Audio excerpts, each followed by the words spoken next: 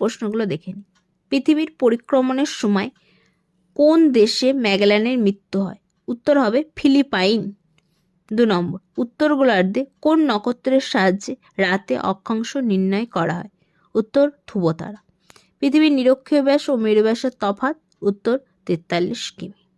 পৃথিবীর আকৃতি, পরের কোশ্চেন 4 নম্বর, পৃথিবীর আকৃতি, ক্ষেত্রফল ইত্যাদি বিষয়ক আলোচনার শাস্ত্রটির নাম জিওডেসি। কোন গ্রহের উপগ্রহের সংখ্যা সর্বাধিক?